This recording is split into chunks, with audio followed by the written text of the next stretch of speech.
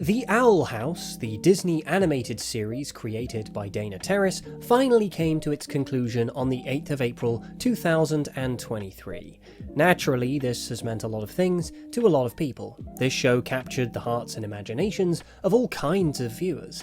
Even at a cursory glance, it's easy to see why that is. With its uniquely ghoulish aesthetic inspired by the works of Hieronymus Bosch, its macabre sense of humour, and its charming cast of characters, there's a lot to love about this show.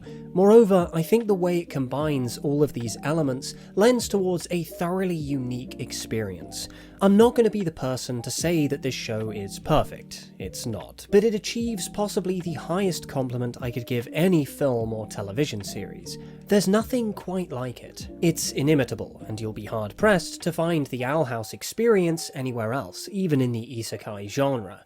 But it was a show that, despite its inarguable popularity, was cancelled well before its time, shortened to a point where things noticeably had to be cut, much of which we'll probably never know. But of course, you're not here to listen to me complain about the Owl House getting cancelled. That's all old news. To cut a long story short, many would agree that the Owl House excelled in one area above all others. That is to say, it's incredibly gay. Back in August of 2021, I uploaded a video called Lumity Isn't Rushed. If you're watching this video, the chances are it's because you've already seen that one. That video ended up getting more than 100,000 views, and as of the time of making this video, it's just shy of 200k. That's way more than I expected it to get. We're a small, cozy little channel here at Curmudgeon Media, but that video being such an important milestone for me personally is also part of why the Owl House is so special to me. So, now that the series is over, I felt the need to kind of take a look back at the show as a whole, its core relationship in Luz Amity, and just take a moment to appreciate what makes it so amazing in the grand scheme of things.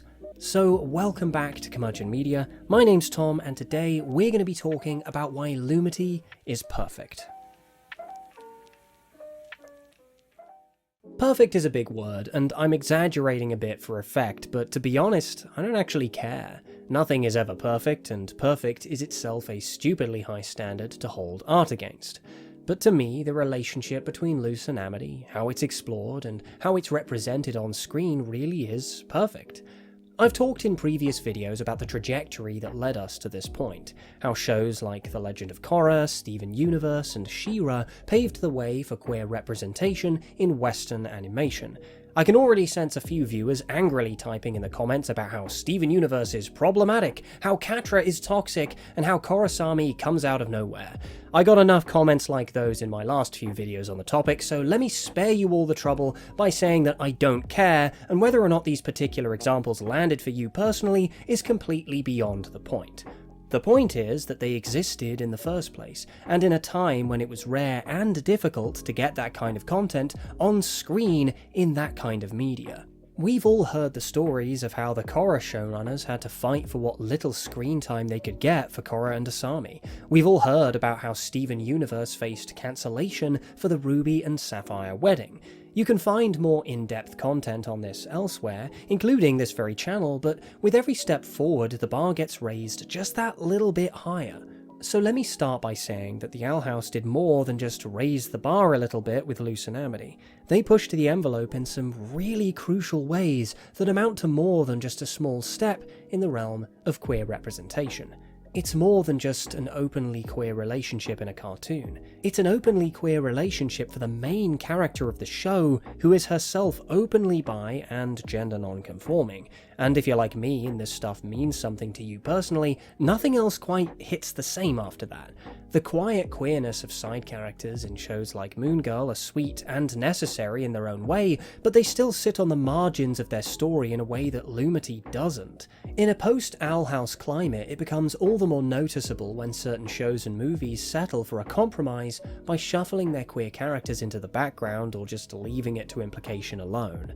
And I think what makes Lumity so important and simultaneously so sad is that it's arisen in an era where populist figures in politics have made it not only completely normal but shockingly acceptable to be queerphobic. It's difficult not to look at the world as it is right now and feel like we've regressed a bit. In America in particular, many Republican states have pushed for laws that actively repress this kind of information and content, and with the UK's current Conservative government, things aren't looking all that great here either. Plus, in the wake of all that's come out about Disney as a company and its previous affiliations with Don't Say Gay, it's hard not to reframe the motivations behind cancelling the Owl House in the first place. That's purely speculative on my part, but you get the point. There are still a few glimmers of hope. It was recently noted that Steven Universe remains among the most popular shows to stream on HBO Max, for example, but the thing is that, as of right now, a lot of the queer shows that preceded The Owl House, or were contemporaries of it, aren't airing anymore. What's worse is that now that The Owl House has officially ended, there's no clear sense of something to fill its shoes and keep that momentum going. On the flip side, that's all the more reason to vocally celebrate what the show did and why the dynamic between Luz and Amity works so well. Oh, wow, sports. So let's do that. Let's celebrate. Now, having made that whole Lumity isn't rushed video and having seen a lot of the different kinds of responses people gave to it, there's one thing that stood out to me more than anything. Not counting the arguments made in obviously bad faith, something which a lot of people pointed out, both those who believed and didn't believe that the relationship was rushed, was that people are just used to relationships being an endgame sort of deal. There are various angles to this which I'd like to address, some of which are unique to the depiction of same-sex relationships, but we'll get to that, all in good time. Firstly, there's the typically heteronormative idea that the hero gets the girl in the end like some sort of narrative reward for their good deeds. The problem with this is that it frames relationships in a rather objectifying sort of way, rather than presenting them as they are, two or more people with their own wants and needs, working to care for each other and coexist in a meaningful, mutually fulfilling way. I find Garnet puts it best. Love takes time and love takes work. Secondly, and as an extension of this, there's the pervasive idea that the relationship is itself considered the end of their mutual character arc. However, people deciding to start a relationship with each other isn't the end of that story. Relationships don't just begin and then everything's fine happily ever after, and this is part of what I love about the way Luz and Amity are written as a duo. People usually enter relationships with a fair amount of baggage. For example, you get the impression pretty early on that Amity's relationships with people are based on status and class. She isn't used to unconditional love, not even from her own parents. As a result, she's constantly gunning to prove herself, like it's her only way to stay relevant and maintain a position of importance within the lives of others. It's a highly transactional way of experiencing relationships with other people. In the episode Eclipse Lake, we can see how this even clouds her judgment of Luz and their newfound romance. This one seems pretty clear. Come back with results, or we're done. Obviously, we as a viewer know that Luz would never think like that, but that's kind of beyond the point. The point is that Amity has baggage, it causes her to act out, and when she's set straight, she gains a little clarity by the end of the episode. Or I guess she isn't set straight because, she's gay. Huh, well I guess she's out. This right here is an on-screen demonstration of how people continue to grow in relationships, and I think it's nothing but a good thing to see that demonstrated on screen.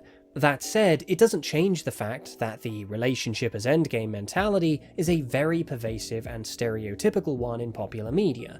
While this might make sense in the context of a 90-minute to 2-hour-long film, I find it a bit more bothersome in the context of a TV series. It only took 3 seasons! It's that Ross and Rachel effect, the insufferable dragging out of a relationship that we all know will piece itself together in the end, but for the sake of longevity, they drag us along this nauseating cycle of will they, won't they, until our teeth fall out. I understand that there are some who swear by these kinds of relationships in media, but I just don't find them all that healthy. They rely so much on fighting and arguing and making up just to break up again at the end of the season, rinse and repeat. Maybe they'll throw in some other third parties to spice things up, make us question whether or not these two will truly end up together in the end, or if they'll just break off with someone else. I don't think anyone ever buys it though, so these third-party relationships are always a waste of time, reserved only for shows which have a surplus of it. We're meant to believe so firmly that these characters belong together when they clearly can't stay together for longer than a few weeks. Moreover, I actually think this brand of on-screen relationship is kind of cheap. I call it canned drama. It's a lazy, surefire way to artificially manufacture audience retention. Party A cheats on Party B, there's a big fight, yada yada yada. What I came to appreciate the most about Lumity having sealed the deal midway through Season 2 is that they never, at any point, rely on canned drama. And the one time I was worried that they were going to, they went in the opposite direction. The example I have in mind occurs in the fan-favourite episode Reaching Out. In the episode, Luz is making concerted efforts to keep something from Amity. Neither Amity nor the audience knows what that something is, but the prospect of Luz consciously keeping something from Amity causes the first real friction between the two as a couple. And what, in a lesser show than this one, could easily have been dragged out or milked for some bargain bucket canned drama is instead used as a way to ultimately bring the two characters closer together. When Luz opens up to Amity about her father's passing, it bridges a gap between them. And on top of this, it's also an important moment for Luz in terms of learning to be more open and emotionally honest, both with herself and with Amity. It's a small hurdle, but it's an important part of these two characters learning about each other and learning to coexist. Nevertheless, all of this would still be the case regardless of whether or not this was a queer relationship we were talking about. But this is a queer relationship we're talking about, and that matters, because there are less savoury factors at play here which contribute to the limitations in previous examples of queer relationships in Western animation. I briefly mentioned before about the struggles that the Legend of Korra faced in bringing Korra and Asami together in the show's finale. The showrunners, quote, did receive pushback from the network which, while supportive, had a limit to how far they could go with it. That's a tension that creators are still struggling with today. I'd like to focus on that phrasing, a limit to how far they could go with it. This is what I like to call damage control, and it's the same reason why queer relationships tend to only be recognised as canon in the final episode of the series. After all, angry, homophobic viewers can't boycott a show that they've already seen all the way to the last episode. The damage is minimal. This is the same reason why queer characters are usually relegated to background detailing or side characters. Conservatives will still complain about it, just as they did with background characters in Lightyear, but it might not necessarily be enough to turn them away from watching a series they're already fairly invested in. Again, it's damage control. Oh well, can't win them all. This is a particularly rampant trend in kids' cartoons or other shows aimed at a younger audience. I think this article by Vulture puts it best. Hollywood has a long history of othering queerness, even, and especially, of a casually intimate nature. Among kids' shows, homophobia has long manifested in the pervasive idea that positive portrayals of LGBTQ+ characters are something that kids are too young for. It doesn't matter, of course, that heterosexual pairings aren't held to the same age restrictions. It's about policing existence, not kissing. But of course, once the floodgates are open, there's always that hope that creators will get braver and braver in pushing for that kind of inclusion. But this of course begs the question of what comes next, now that the Owl House has frankly set the bar so high. I mean, not to sound like a broken record, but all of this context that I've just explained is exactly why Lumity is so important. To have an openly bisexual character whose queerness is loved and embraced by her family in a healthy and loving relationship with another girl, it can't be understated just how important that really is. For me particularly, and I hope for you too, the most important word in that sentence is healthy, because Luz and Amity become a staple example of what a great relationship can look like, and set a solid example for kids and adults alike. But now the show is over, and I don't know about you guys, but I'm kind of scared that studios will feel pressured to kowtow to the whims of conservatives and less progressive audiences overseas.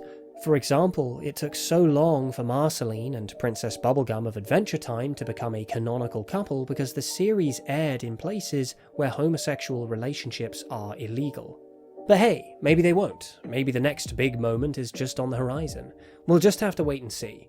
I know that there are some people out there who think that the world needs to change some more before we see some more content like the Owl House and Lumity.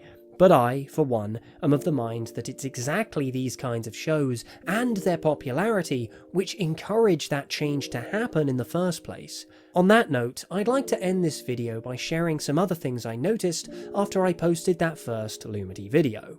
After that video started to gain some traction, I began to receive some weird comments, all of which I deleted because I found them to be distasteful, but which shared this one unifying theme. The comments would go something like this. I'm not going to speculate on why I think this is the case, and I do find the comments themselves odd to say the least. But that said, an optimist would look at this and consider it potentially a good sign. Whatever it is about Luz and Amity, whether it be their show-stopping on-screen chemistry, their beautifully developed relationship, or simply the fact that both characters are broadly and infectiously likeable, they're written in such a way that's actually managed to break a small hole in certain viewers' homophobia. How many viewers? Who's to say?